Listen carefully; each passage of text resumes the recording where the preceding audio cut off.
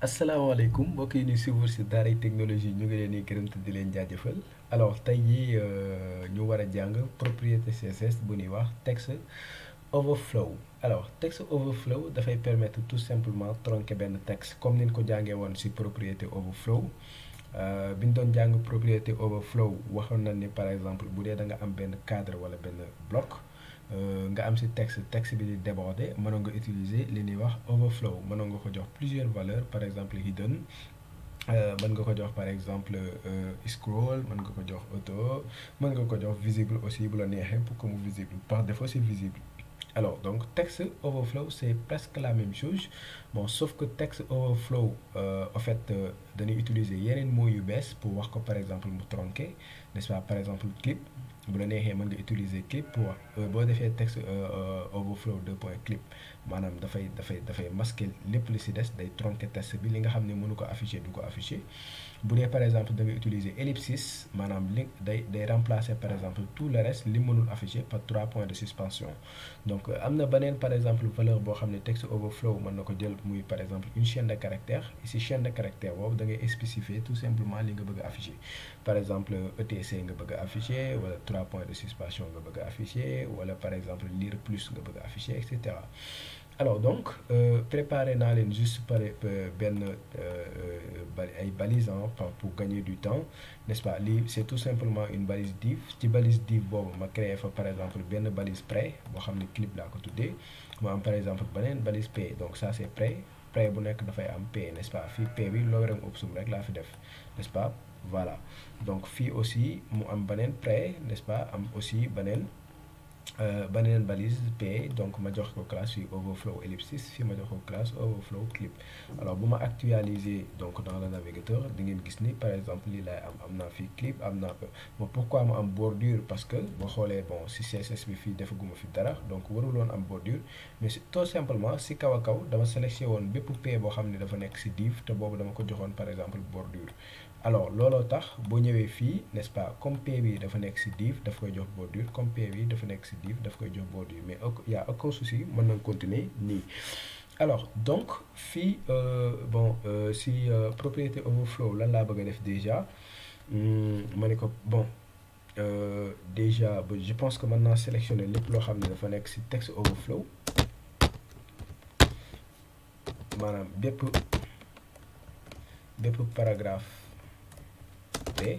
bépp paragraphe boo xam ne dafa nekk ci balise bi nga xam ne dafa am la classe text overflow donc loolu mooy sélectionner ñaari paragraphe yi kese par exemple ñaari paragraphe yi ñoo nekk par exemple ci benn balise bi nga xam ne dafa am classe boo xam ne text overflow la. alors ginnaaw bi nga ma leen sélectionner lan laa bëgg ci ñoom donc peut-être bordure am naa ko ba pare damay def tout simplement benn padding padding pour espacement du haut vers le bas ma def peut-être 3 pixels. Après ma def gauche vers droite ma def 5 pixels donc ça c'est un. Deuxième bi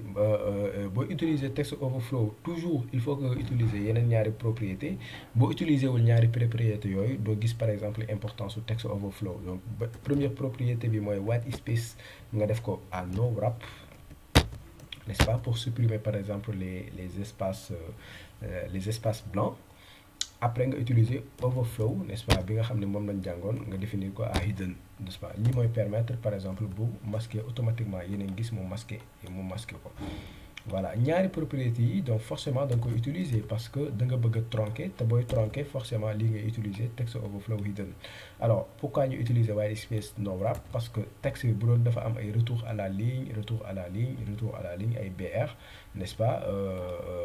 BR yi mënoo ko afficher fii par exemple bu amee ay retour à la ligne supposons que par exemple ma ñëw fii ma def fi par exemple benn BR ma defaat ci beneen BR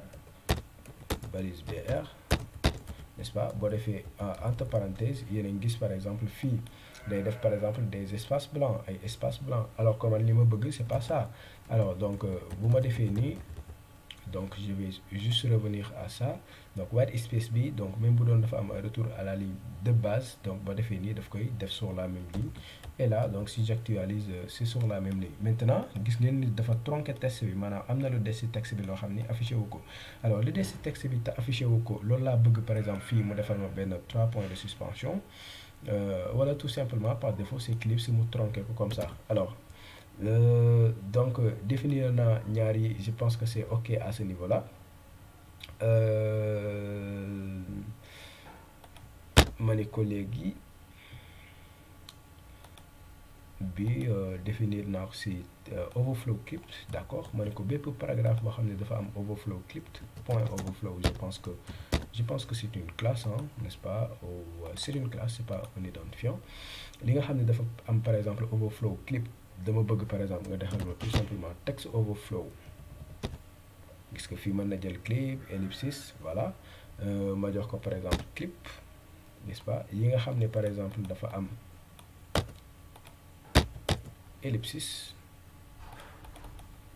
nga defal ma fii ellipsis, contrôle D contrôle C, ma ñëw fii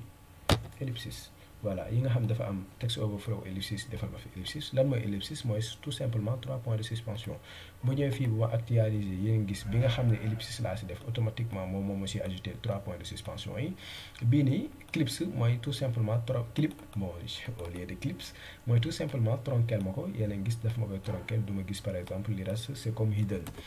Alors donc en quelque sorte c'est un peu ça la propriété text overflow. Voilà, donc vous pouvez voir mën ngeen si yokk par exemple heure boo soxlaa par exemple ay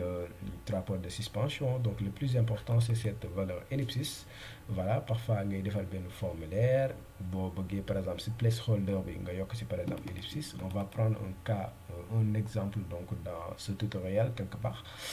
bu nga xam ni placeholder bi dañ siy def par exemple 3 points de suspension. Ok sama gars yi, lii laa leen indiloon sur la propriété overflow, text overflow.